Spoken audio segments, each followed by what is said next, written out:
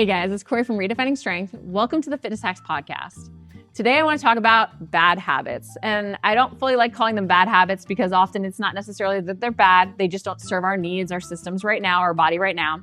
But I want to talk about how to adjust those habits to see the results that you deserve, whether or not you're trying to break the pattern of eating later at night or some workout habits that you've fallen into. We're going to jump into all the different tips to really set yourself up for success with habits that are leading you forward. So let's jump right in.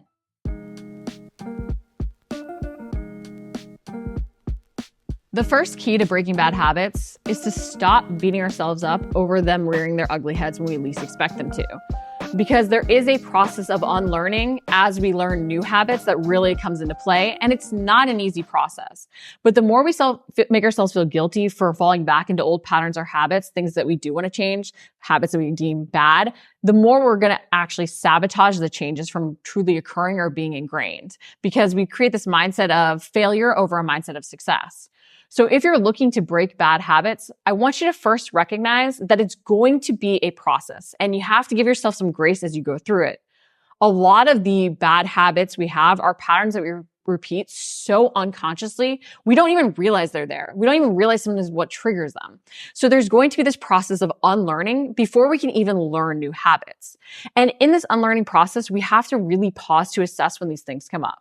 So if you have something like emotional eating late at night, even needing a snack at specific times of the day, maybe falling back into old routines and habits that don't let you, do your new sleep routines, whatever else it is, the first thing you really need to do is assess why that pattern occurs in the first place. And when it does occur, instead of making yourself feel guilty for it popping up, say, hey, what led to this today? This is a perfect time for me to really assess how this unconscious pattern is being repeated. Because the more you can make it conscious, the more you help yourself unlearn it to implement the new habits.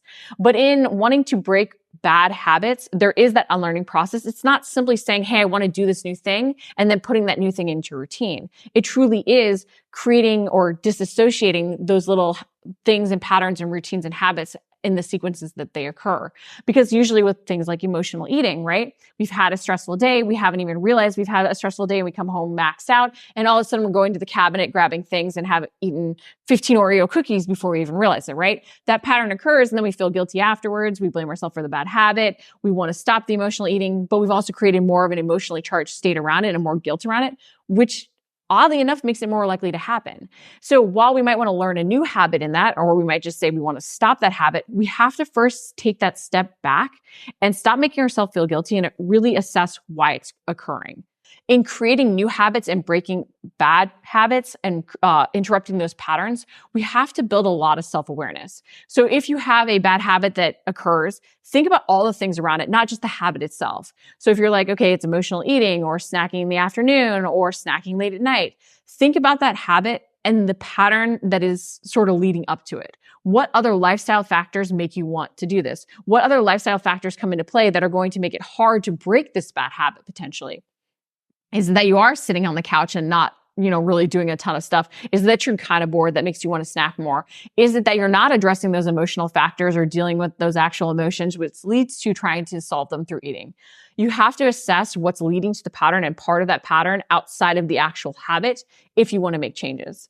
But to be able to break these habits, you've got to take that step back and stop making yourself feel guilty. You've got to give yourself grace to embrace the unlearning and learning process.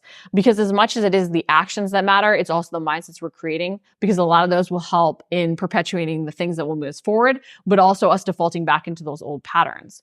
And even recognizing that a lot of these bad habits we've repeated for years, so it's not going to be just fixed in a matter of days or weeks or even months. It's going to take time. And then we're going to find that we're better or more diligent about not falling back into those patterns and routines when we're in specific mindsets, life's going a specific way.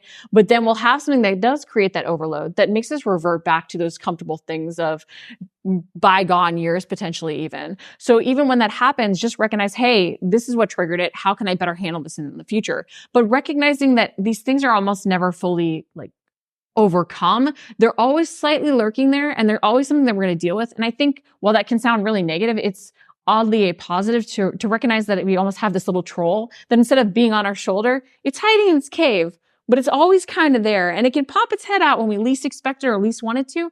But because if we own that it's always there, we can address more of the things that might lead to it becoming more of a presence before it really does. So in trying to break bad habits, really recognize that there is an unlearning and learning process and that we have to give ourselves grace to really make changes to something that's been there and developed over years and years and years as a solution to a problem. I'm super excited to be joined by Michelle to talk about late night snacking, how we can make changes to our eating behaviors, see results. But also, I'm going to throw her a little bit of a curveball and start off by saying, Michelle, is eating closer to bed as bad as we think for fat loss? No, it's not. A lot of times people think that it's going to have a huge effect, and it depends on the person. But the big thing is if you're staying in a calorie deficit, at the end of the day, you're in a calorie deficit. The issue we have is if it's interrupting your sleep, or a lot of people who kind of get in the rut of they've ate really good all day, but it's really because they've restricted all day.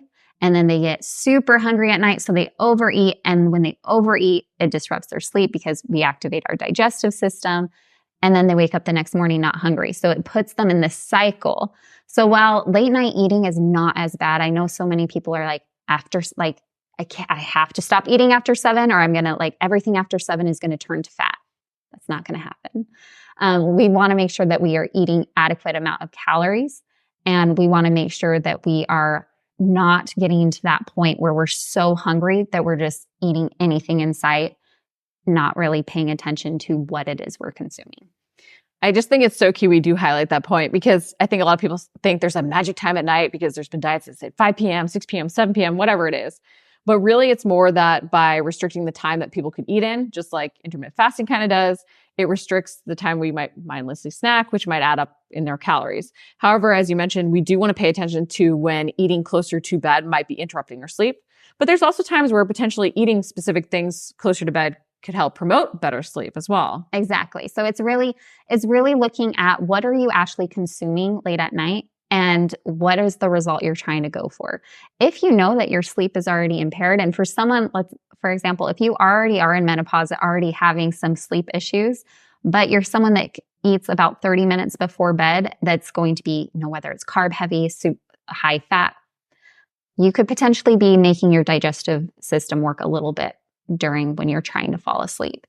And so it's really just kind of taking those things into consideration. But as you said, there's food items too that we want to consume about 30 minutes to an hour before bed to promote sleep. So the good rule of thumb is about 2 hours before bed is usually when we want to stop eating, but everyone's bedtime is different. So that clock is going to be thrown off. So if someone is like, okay, I do feel like I'm so deprived at the end of the day, I just binge on things, I can't stop my late night snacking, how could they go about making changes and actually adjusting so that they're not necessarily having those cravings at night? So the first thing is, and it's very counterintuitive because this is not how most people feel when they wake up, but eat breakfast. A lot of people that tend to get to the end of the day and be super hungry, it's because they have overate in the evening, they wake up, they're not hungry, so they skip breakfast. Well, that kind of already puts you kind of behind during the day. And a lot of us, we are busy during the day, so some of us just aren't consuming enough calories anyways. So my big thing is it's not going to feel intuitive, because especially if you're someone that does intuitive eating and you're like, but I'm not hungry, I eat when I'm hungry.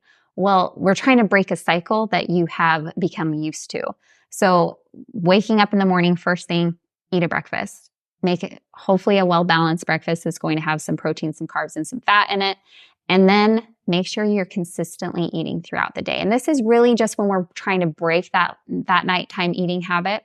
So the body you should naturally feel hungry every 3 to 4 hours after a meal. So with that said, we want to make sure you're consuming adequate calories throughout the day, making sure that you're having adequate amounts of protein in there. And that's going to set you up by the end of the day that you're not so hungry. But a big part of that is also, are you trying to be super good during the day, and you're eating that salad? So I want to look at, I know I mentioned protein, carbs, and fat, but I'll see clients that they're like, well, I had a salad, and then I woke up and I had, I've had clients that are like, I woke up and I had some squash and eggs. And then for lunch, I had a salad and chicken. And then for dinner, I had broccoli and a chicken breast. Well, they're skipping out on carbs all day. And so by the end of the day, all of a sudden they're like, my body's craving carbs. Yeah, because you didn't eat any during the day. And so now that's the big thing is everything's gone. They feel super extra hungry. All of a sudden the popcorn, the chips, the candy, the ice cream, those are starting to look really good. So really it's also the type of food that we're consuming at night that's also the issue. We often don't assess like where cravings are really coming from because they hit and you just want to take care of them, right? And then you usually reach for the not so healthy things because you're not usually like, oh, I'm craving carbs. That's why I want my ice cream. So let me have some fruit and rice and potatoes. No, we go for the ice cream, right? It's easy. It's tasty. But it's assessing too at night, like what pattern are you repeating?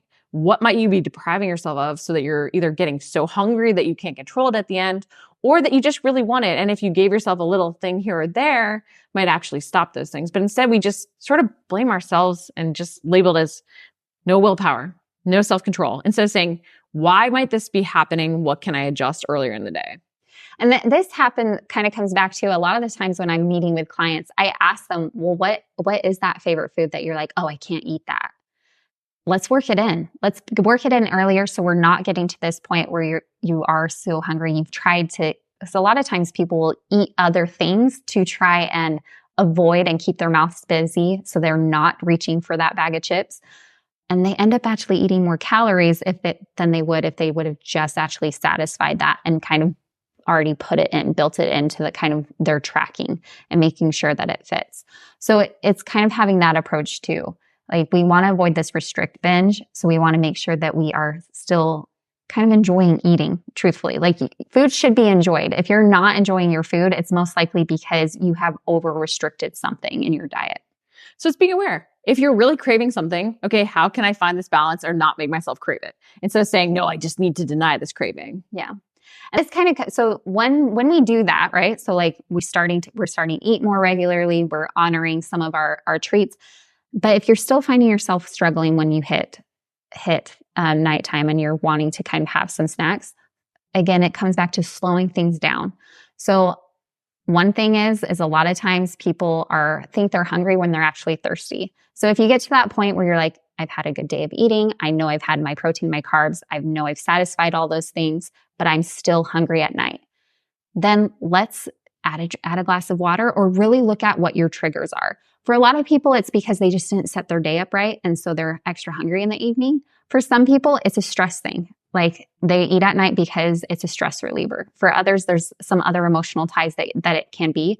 So even just slowing yourself down, drinking a glass of water, giving yourself some time to actually think things through and really kind of be like, why am I actually hungry right now?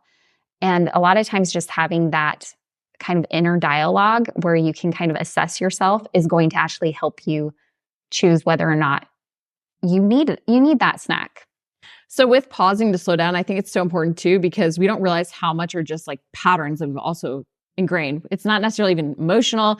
Maybe it isn't that we even restricted earlier in the day. We might even feel good, but it's that pattern, right? It's even like with weekend eating. Sometimes we just have those routines and then eating goes along with it. So maybe you've just always sat down, watched some TV, had a snack with it. So all of a sudden you're craving something when you're watching TV just because that's usually what you do. And so I think by that pause to assess and drinking water, you're interrupting that pattern. You're allowing yourself to assess, okay, this is just because this routine has been there. It's not that I'm actually hungry. I don't need anything. It's just that pattern. And I think going along with that is being patient with yourself. So many times people will be like, okay, I know I have this late night eating binge thing happening. I'm done. Like I'm going to stop.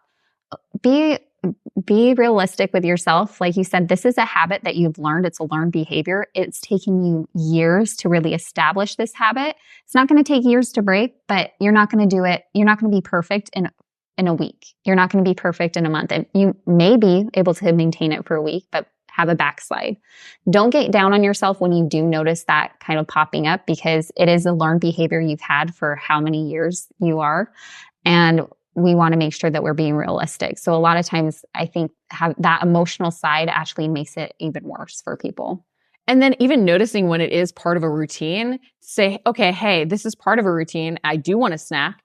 How could I even make this snack more healthy, hit my macros, work for me instead of trying to fight our urge to do something. Because the more we steer into that, it sort of goes back to the whole like nutrition by addition, right? If you can use something you're already doing, but then add value to what you currently want to work towards, that could even be helpful. So yes, you might want to cut back on your late night snacking, but to start, maybe you just even replace that late night snack with something healthier. Yeah. And even doing like a portion control approach with it as well. So if you know, like, I love the popcorn, watching TV. That's kind of how I've taught myself to wind down. It's how I de-stress after a long day of work. Great. You don't need to jump in and all of a sudden say like absolutely no huge bags of popcorn. Maybe you get the small serving size. Maybe you get those single serve pops, and even cutting back is going to serve you better than all of a sudden cutting it out completely. So as long as we're working towards and you're progressing, you're going to improve and see better results. But it's really just making sure that we're being, again, a little realistic. And if we have a goal and you find that, okay, I really didn't realize how hard it was to break up with late night snacking, take it a step back, make that a little bit smaller. And I think it's important to like even pause here to like recognize a common complaint or issue I hear come up, and it's with couples where, maybe the one person is trying to make healthier decisions, cut out late night snacking, and the other person's sitting there on the couch, having their dessert, whatever else. And they're like, but I want something when I see them eating it. It's like in that situation, instead of forcing yourself not to have something, instead of forcing yourself to feel restricted where you're going to either end up then having something worse or the next day giving up on like all the healthy changes you're making. Hey, if this is something you sort of share with them, a routine, what is something you can do to still enjoy that routine with them and not feel like you're sitting there watching them eat your favorite thing? Like, can you have a snack that's similar? Can you work in that dish? Can you change the meal timing that maybe you're doing this together so that it's earlier in the evening instead of later? But addressing what is realistic for your lifestyle is so important and something we often just sort of fight against. Yeah. And really, like he said, you can fit it in. It may need to be a different portion size. It may need to be coupled with something so that you have like a signal to stop. And that's kind of a big thing when it comes to late night eating. Put it on a plate. I know at the end of the day, we're tired. We don't really want to think about that, but actually serve yourself, dish it up, put it in a separate bowl, put it on a plate, because then when you get to the bottom, you're at the bottom and you can kind of be like, okay, I'm at the bottom of the dish. This is my signal to kind of stop and move on.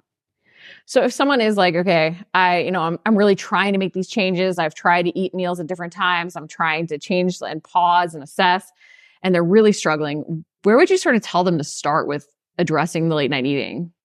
So I think the very most important thing is figuring out the trigger first and foremost. You got to actually figure out the why behind it. Is it the emotional? Is it just habit? Is it because you have restricted too much? And that from there, then you can kind of have like a better plan of attack with it.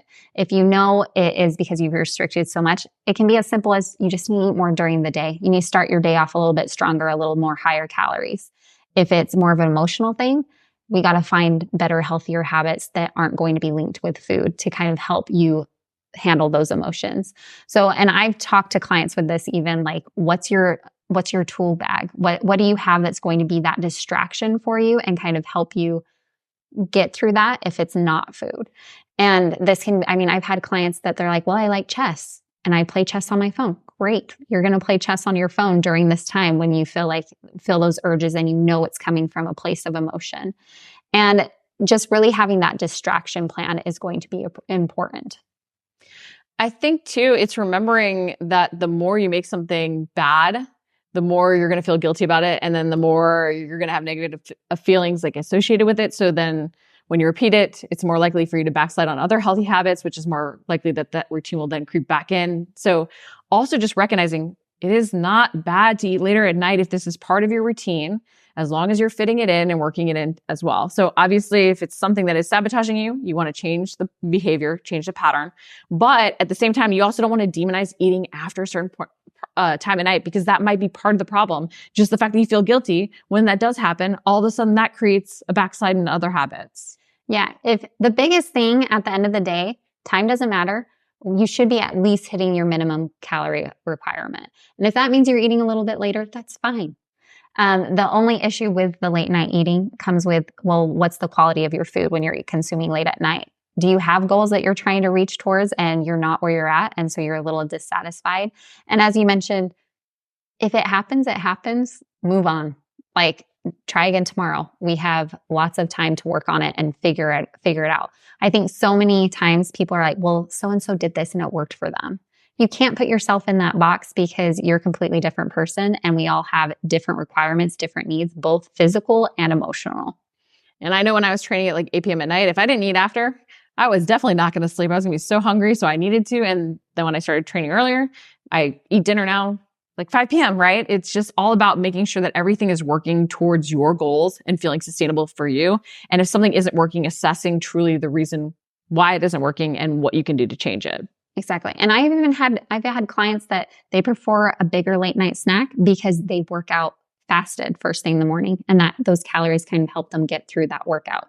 So again, timing's not everything, but quality is important. And if your late night snacking is sabotaging you and it's not the snacking that you want to be doing to hit your macros to reach the goals that you want, address what the underlying issue really is. Exactly. So let's talk about weekend eating, because I think a lot of us have had that pattern happen where we're good all week and then we fall off on the weekends. I can tell you it is something that I even still battle with, even though I recognize that it is there. There is a desire to relax after a tough week of work and, stricter schedules, waking up at specific times. We want to let loose a little bit more. It's why we even see changes on our vacation eating and our vacation habits, right? But knowing that weekend eating is potentially a thing, or weekend habits change, there's a lot we can do to plan to improve those habits. But it's taking ownership instead of just trying to force ourselves into a mold, right? If it's a circle mold and we're a square, we can't just try and force ourselves into it. We have to find a square mold that potentially works for us that is a smooth fit. So when we think about it, we want to say, okay, are my habits over the weekend different? How can I really address this to make a change over just saying, I'm going to try and force myself to implement the same habits during the week that I do on the weekend? Then we make ourselves miserable. We can't sustain it. We end up falling off. So remember, that this is a pattern we have created. We have created this pattern, this belief that the weekends are different, that on Friday night we should go out for cocktails and drinks with friends or out to a date night. We have this belief that on Saturday we should be able to let loose in specific ways, which often involve eating. And this is not a bad thing. It's not necessarily a bad belief to have had or to have created or a pattern to have created, but it is a pattern that we have created. And if we recognize that, we can gain the power to change it. So when you think about your weekend routine, in order to change this pattern, you have to recognize where it's sort of coming from and the other habits that are tied to it. Think about it, the fact that you might be at home more, right? Maybe you're out at work or busy with errands all week, so you're not at home as much. But over the weekend, you're by the fridge a lot more. Maybe it's being at home. Maybe it's the fact that you don't have food prep like you do generally during the week. Maybe it's that you're relaxing and food is part of a lot of those relaxing habits and events and social gatherings that you might find yourself doing over the weekend versus over the week. Maybe it's that other people are inviting you out more versus they're not inviting you out over the week. Maybe it's that you travel on the weekends. Whatever reason it is that you find you're triggering these different patterns in eating, you want to assess, okay, if these things are there, how can I address them to make my lifestyle now work for them while I'm making the healthy habit changes that I want? If what works during the week won't work on the weekend, how can you still work around those things? If it's eating out, how can you take ownership of that? Okay, I do want to go out with friends on the weekend. Can I pick the restaurants and have more macro-friendly options? Or can I say, hey, let's do girls' night at my house and I'm going to cook more macro-friendly meals? Or say, hey, okay, I'm going to adjust my macros during the week in this way to give myself a protein minimum and calorie cap over the weekend, but include potentially less quality foods than I would during the week, focusing more on fruits and vegetables during the week, but having that meal where I'm going to have, the chips and guacamole when I go out, right? How can I address the fact that these things do happen over the week, steer into the patterns I want to replicate, but while creating healthier habits, 1% improvements off of them? But you need to take ownership of what's actually occurring. And then some ways to meet yourself where you're at, some questions to ask yourself. Think about, could you make meal prep that is different, that you'd want to eat more on the weekends, right? Could you maybe do a pizza that's more macro friendly over the weekends because you generally like to have pizza on the weekend? Could you include more snacks because you're watching movies with the family? Maybe you work popcorn in, right? How could you make meal prep that works for weekend eating versus the weekday eating that doesn't allow you to feel restricted because you do want a little bit more freedom to have some of the foods you love? Could you plan in meals out? Could you do a workout on the weekends to, make sure that you could take a day off during the week, but that gets you moving on the weekends so that you want to do more of the healthy habits, right? Because I find sometimes when I'm lazing around on the couch on the weekend, it makes me want to do a lot more of a lot less, right? I'm like, oh, I don't feel like prepping my food. I don't feel like getting off the couch now, right? So maybe if I take a day off during the week where I'm already motivated to do those things and go out and work out on the weekends, that's getting me up and active so that I don't want to necessarily do more of less. Could you plan ahead with like scheduling out meals for the weekend? Would that give you that more like rigid schedule versus like during the week, you eat at certain times on the weekends because you don't have that time frame anymore? Maybe that leads to you getting too hungry and overeating. So could you schedule out meals? Could you even log days ahead of time over the weekend to give you that accountability? Or maybe having, again, that protein minimum, that calorie cap over set macro ratios allows you to make those 1% improvements and get consistent. The key is meeting yourself where you're at and assessing why patterns are occurring and what we can do to change them, or even how we can take more ownership of them.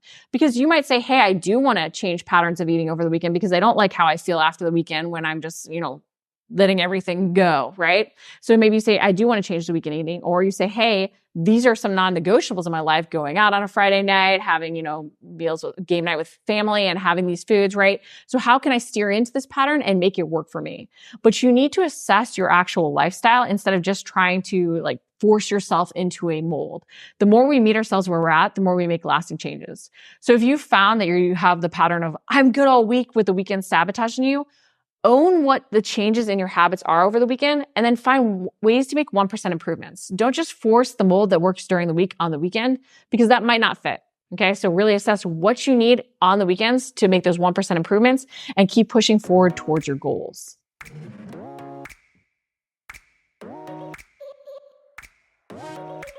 I want to talk about some workout habits I find us defaulting back into when we want to see results faster or when we feel like we're not getting the results that we deserve. And a lot of these relate back to wanting to do more, right? We want to train harder. We want to extend our sessions. We want to use our workouts to try and out exercise our diet. But falling back into some of these habits actually sabotages our long-term success and a lot of the things we're trying to overcome, right? We'll default back into doing more cardio when really that's going to sabotage the muscle gains we want to see. So we need to assess what our habits are in our training and create that clear progression, because I think that also holds us accountable and stops us from doing what we feel that day, because feelings are data and they can often sabotage us. So these are some habits I find myself fighting against, and I wanted to share them because I see a lot of my clients often trying to fight against them as well. So habit number one is doing more, that desire to do more. We want to make our workouts longer. We want to add more into our sessions. We even want to try 2 a day sometimes. And I find it's key to have a clear workout progression mapped out, because I know that I've designed everything strategically with a purpose. And that prevents me from wanting to do more, because I'm like, I need to maximize and optimize what is laid out. If I feel like I can do more than the reps and sets listed, then I needed to have pushed harder. I needed to have used a harder variation, right? It gives me some accountability to focus on that quality over wanting to do a larger quantity. It's more intentionality with the training. Here's what I'm going to do. How can I make this benefit me the most possible? And then I don't let feelings sort of sabotage. Oh no, I gained weight on the scale, or oh no, I did this, and now I'm going to do more in my training or try and add in an extra session. Nope. I have my clear progression. I'm going to test it out, track my progress in it. So writing out that clear progression can help really fight against the do more attitude. It also helps with the desire to cut out rest, right? When we want to feel more worked because we feel like we need to work harder to see results faster, often we cut out more rest. This makes us feel often more slaughtered because we're not recovering adequately. The problem is that when we cut out more rest, we're changing what we're working, the energy systems we're actually addressing, even how much we can lift. So while we might still be going at 100% intensity that next round on that next deadlift, we're not actually giving a true 100% intensity because we're working from a depleted point, right? Our cup hasn't refilled. We've consumed some of it and we now have less water in the cup, and we're working off of that. That's 100% of the water in there, but it's less water than was in there to start. So you need to recognize that if you don't give yourself adequate rest, your 100% intensity is lower than it was potentially before. So I find a way to help myself not cut out rest when I'm actually in a training session is to time it. So I will start my watch. I actually use the activity tracker more for rest timing than I do to watch anything else with my workouts, but I'll start it just so that I can have those intervals timed, so that I'm like, hey, if I need 60 seconds, 90 seconds, 2 minutes, whatever else it is, I look at my watch when I finish the round. I make sure that I stay resting until the time is up, but I'm timing my rest and then I'm writing it down even to make sure that I'm taking that time. But that makes me make sure that I'm not cutting it out based on like, well, I kind of feel recovered, right? Because we can also have that happen. Well, I feel recovered, so maybe I should go, right? And especially if we're shorter on time, we rush it. So I'll even make myself walk around a little bit, getting in the extra steps because then I'm moving, or I'll like assess what other weights could I have. I'll get set up for the next thing, but I'll use that rest, but make sure that I'm timing it to take all of it fully. I'll even review videos if I videoed form to make myself rest and utilize that time efficiently to get more out of it. Try not to go on my phone other than reviewing videos because I don't want to get distracted either. Next habit I find myself defaulting back into is often not doing something if I can't do the ideal. Okay. So this goes for a full workout even, right? If you can't do your full hour-long workout that you set out, or you can't do your full 6 days a week, often we end up doing nothing. What's the point? We can't be perfect with it. But something is better than nothing. And a lot of times we forget how important it is to create that success mindset. I have accomplished this even when I wouldn't normally do something, and that's going to make me do more. I have held this appointment with myself by even doing 5 minutes, right? It makes us make it still a priority in our head. I find that often comes down to having that progression laid out, having even a plan B in place. And often with that, I will do like a 5-minute routine that's just a mobility routine. And the reason I'll outline a mobility routine over even anything else is that I know if I do 5 minutes of mobility, often I'll feel a lot better after that. And that will make me want to do more. Plus, I've already got my warm-up done.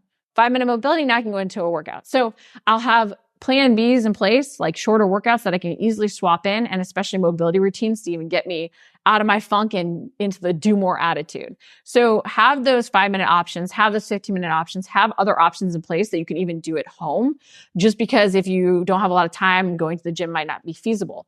And then to remember that you can still do a lot with those sessions, and maybe even slightly shift your focus. So I know if in my workouts, even if I'm, working on potentially heavy deadlifts or whatever else, and I can't do those things at home, well, hey, what could I design into a 5-minute routine that would benefit me so that next week when I get back to that deadlift workout or I get to it later in the week, I'll see gains and improvements in that. So I'll be like, okay, if it's working on deadlifts, I'm going to do some extra glute activation.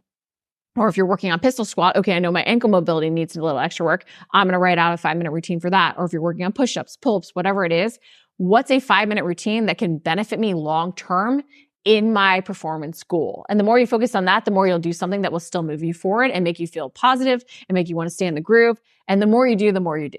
Okay. So I find that those are very, very helpful if I am short on time. And then even recognizing ahead of time, is this a busy season where my 6 days a week is not really realistic right now? Is it better to do 3?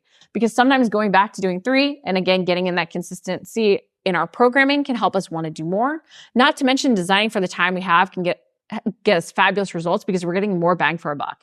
How you design for 6 days a week, you might do more anterior posterior, you might do more hemisphere split, versus if you're designing for 3, you might do more full body, and you can still create a great training frequency if you own what's actually realistic for your schedule right then. Habit number 4, I find even that I want to default back into, even though I'm so big on progressions, is hopping from thing to thing. I'll see a cool new workout trend going on or a cool new move, and I'll be like, oh, I want to do it, right? And I'll want to add in all these different new variables. I'll get shiny object syndrome. But in doing that, then I can't actually track what's working, what's not working. Or I can make myself so sore that I can't train as consistently, or I can't create progression in my lifts. So we want to make sure that we've designed that clear weekly schedule and we're following it. It's not that we can't allow ourselves some flexibility. With life, we do want to have fun, right? So if you do find a new move, find ways to work in things that will keep you energized and wanting to train hard, but try and keep that consistency in plan because you'll be able to track progress. And if you're thinking, well, it's boring repeating the same workouts, it shouldn't be boring if you're pushing. It should potentially be a little draining. And sometimes we even get mental fatigue from that progression or workouts and constantly trying to push ourselves. So we do need that mental deload week as well as a physical one. But you want to think, how can I push myself to do a little bit more weights? How can I challenge myself a little bit more with the variation? How can I challenge myself to focus on the move a little bit more and activate the right muscles? But stay focused, okay? Try and make sure too that when you're implementing new things into your training that they have a point and purpose. So often we think, oh, well, this looks hard or this looks good, but you want to know the purpose behind a move. You don't want to include just a single leg deadlift just to include a single leg deadlift because someone else said it was a good move. You want to say, hey, I want to work on my posterior chain. I want to work a little bit more on my balance. I've sort of hit a point where I'm hitting that max loads with my bilateral deadlift, and I'm going to start letting ego get in the way with trying to lift heavy. So I'm going to correct imbalances and go to the single leg deadlift to give myself a break so that I even see a jump next time I return back to the deadlift, right? So think about including everything with a purpose and not just hopping from thing to thing, because if you're randomly stringing things together, you're not going to really see that progression and you're not going to know what works. And then you won't be able to track progress and you can end up stopping doing something that's really good for you. The last habit I find in my workouts that I often fall back into, especially if I am busier or, I'm hitting that sort of maxed out point mentally or I'm not feeling as motivated, is rushing through my workouts. I'm not as intentional with every exercise with the quality of movement. You get more out of the moves you really care about, you focus on, you have that intentionality with your training. Just trying to get a workout done is not going to pay off as much because a lot of times we compensate, we rush through, we don't try and optimize the movements. So if you're going to train with intentionality. Bring your mindset into that workout, stay focused. I know sometimes we just want to be told what to do, we just want to follow along, right? We want to tune our brains out. You can't if you want the biggest bang for your buck, because that's where we end up doing ab exercises where we feel our lower back instead and we're not getting the full benefit. We end up not being intentional with our deadlifts and overloading our lower back instead of using our glutes and hamstrings. We risk injury. We risk not optimizing the movements and getting as much out of the training sessions as we deserve, so that we even feel like we're working really hard and not seeing the results we want. So don't rush through. If you're short on time, give yourself even a 15-minute interval where you time the workout and you time that set just so that you know, hey, I know this will fit in 15 minutes and I won't rush through because I have that timer on me and it will go off at 15 minutes. So even set that timer to help yourself stay focused on the quality of repetitions. But just recognize that even 5 minutes done of quality versus an hour done where you just are rushing through everything, trying to get it all done, it's going to be a lot more bang for your buck because you're truly being intentional with those movements and making sure you're getting the right things working. And you're actually doing the level that fits your needs and goals at that time. Okay. But if you're finding you're defaulting back into any of those habits, hopefully those tips really help. Just remember, it's about really focusing on what you need and making everything work for you over just trying to work harder or do more. Well, that's a wrap for this episode of the Fitness Hacks Podcast. Hope these tips help you really see some of the habits that you're implementing right now and how to make changes so that you're really creating patterns and lifestyle routines that move you forward.